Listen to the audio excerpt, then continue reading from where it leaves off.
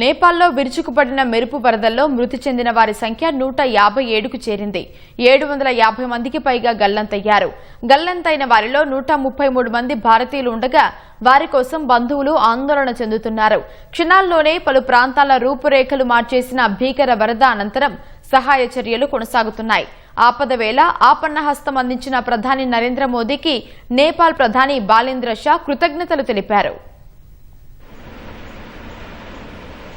Nepal Tibet సరిహద్దుల్లోని భోటే Kosi నది నుంచి ఒక్కసారిగా పోటెత్తిన వరద నేపాల్లో అనేక ప్రాంతాల్లో బీభత్సం సృష్టించింది. టిబెట్ సరిహద్దులోని నేపాల్ జిల్లాలైన రసువా, థాడింగ్లపై తొలుత వరద విరుచుకుపడింది.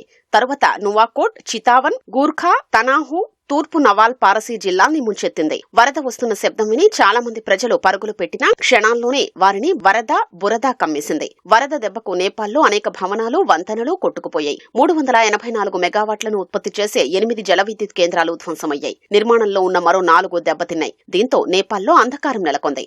అమెరికా జియోలాజికల్ సర్వే అంచనా ప్రకారం బుధవారం ఉదయం టిబెట్లోని గోసాయిన్ కుండ ప్రాంతంలో 4.4 తీవ్రతతో భూకంపం సంభవించింది. దాని ప్రభావంతో టిబెట్ నేపాల్ సరిహద్దులోని పర్వత సమూహం నుంచి భారీ కొండచర్య విరిగిపడింది.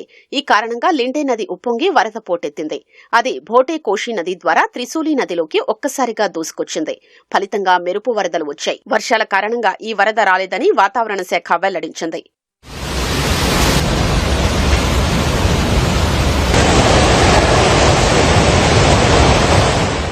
ఆకస్మిక వరదల కారణంగా నేపాల్లో వందలాది మంది గల్లంతయ్యారు. వారిలో భారత పౌరులు కూడా ఉన్నారు. కైలాస్ మానస సరోవర్ యాత్రకు వెళ్లొస్తున్న 77 మంది ఈషా ఫౌండేషన్ కు చెందిన వారు గల్లంతైన వారిలో ఉన్నారు.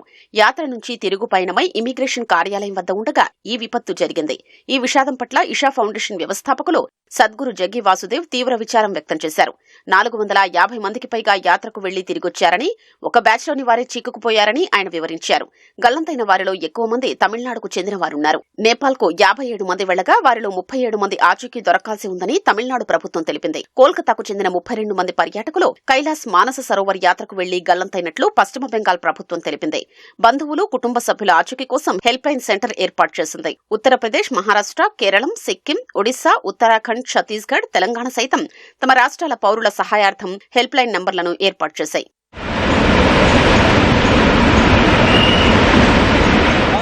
వరదల్లో తీవ్రంగా దెబ్బతిన్న రసువాలో 384 మంది పర్యాటకులు గల్లంతయ్యారని, వారిలో 341 మంది విదేశీయులని నేపాల్ పర్యాటక బోర్డు వెల్లడించింది. గల్లంతైన విదేశీయుల్లో అమెరికా, బ్రిటన్, మలేషియా, దక్షిణాఫ్రికా, ఆస్ట్రేలియా, నెదర్లాండ్స్ నుంచి వచ్చిన వారున్నారని తెలిపింది. వరదల నేపథ్యంలో నేపాల్ పొరుగునే ఉన్న బీహార్, ఉత్తరప్రదేశ్ రాష్ట్రాలు అప్రమత్తమయ్యాయి. గండక్ నది ఉప్పొంగనుందన్న అంచనాలతో బీహార్లోని వాల్మీకి నగర్ వద్ద ఉన్న బ్యారేజీ 36 గేట్లను అధికారులు ముందుగానే ఎత్తివేశారు. యూపీలోని మహారాజ్గంజ్, ఖుషీనగర్ జిల్లా గండక్ నదీ తీర ప్రాంత ప్రజల్ని అప్రమత్తం చేశారు. ఇక్కడ ఎన్డీఆర్ఎఫ్ బృందాలు సిద్ధంగా ఉన్నాయి. నేపాల్తో ఉన్న 1751 కిలోమీటర్ల సరిహద్దు వెంట సశస్త్ర సీమా బల్కు చెందిన 18 బృందాల్ని రంగంలోకి దించారు. ఉత్తరప్రదేశ్, ఉత్తరాఖండ్లలోని గఘరా, మహాకాళీ నదుల వెంట ఆయా బృందాలు పర్యవేక్షణ చేపట్టాయి.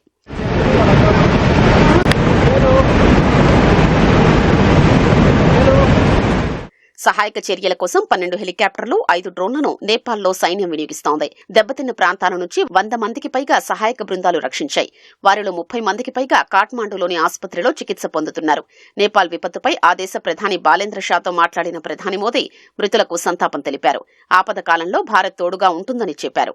ఈ క్రమంలోనే నేపాల్కు ఆపన్నహస్తం అందించింది. వాయుసేన విమానంలో 10 టన్నుల సహాయక సామాగ్రిని నేపాల్కు భారత్ పంపింది. అందులో ఔషధాలు, నిత్యావసర సరుకులు ఉన్నాయి. నేడు మరో 2 విమానాల్లో సహాయక చర్యల కోసం అవసరమైన సామాగ్రిని పంపేందుకు ఏర్పాట్లు చేసినట్లు వాయుసేన వెల్లడించింది.